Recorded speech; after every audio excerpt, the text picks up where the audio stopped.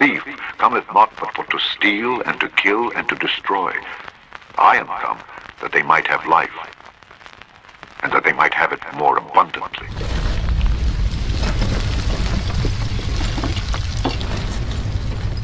When the European invader came here in the late 1490s, there were 112 million of us in this Republic of the United States. It's not a country, it's a republic. And in less than 500 years, through genocidal practices, through the introduction of diseases that we had no immunity to, and other evil things that he brought, arrogance, greed, our numbers went from 112 million to less than a million by 1930. How do you kill off 111 million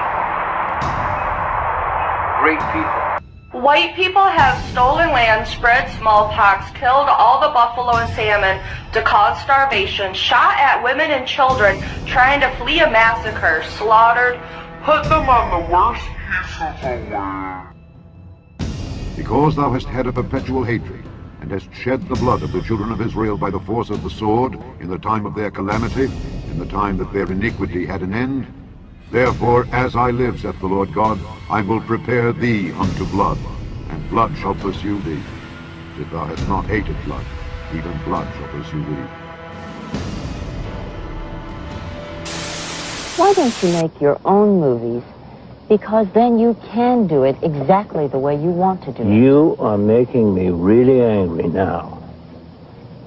Because I want to tell you in simple chapter and verse that I have tried to get on before the American public, before the world, a movie about the American Indians and the manner in which we committed as a country genocide upon those people. And I have been told to go take a flying, you-know-what, at a rolling donut. They don't want to hear about it. They don't want to hear that America followed a policy of genocide. General Grant, one of our great heroes in America, called for the destruction, the annihilation of these people. Now, another thing that they teach in the history book was the whole Thanksgiving, the meeting. But we talked about that, and I wanted people to know the truth about that. It was actually, if you want to talk about how Thanksgiving came about. I do want to talk about it. First of all, you got to remember, my dear brother, that's history, his story. It's not our story. When they proclaimed Thanksgiving, it was in Mystic, Connecticut. A tribe of Indian people, the Pequots, that were thriving and surviving. But shortly after, we taught these white people how to farm and how to take care of the land and raise food. They got beside themselves. A few years after they started prospering, they decided that they were going to take their women and their children out to a big field and have a cookout celebration.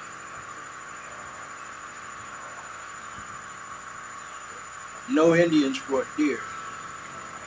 There was never a Thanksgiving dinner with them, according to what they say.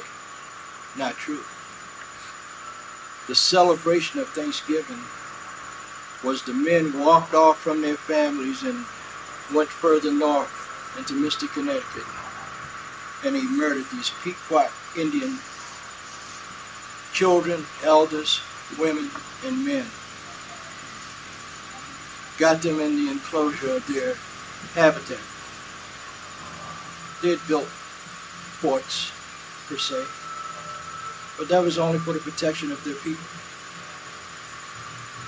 And they trapped them in where they couldn't get out, and they set it on fire, and they burned them to death. Then they came back. They were so thankful that they had killed these Indians. But that was the first Thanksgiving. Not what you read about in their books.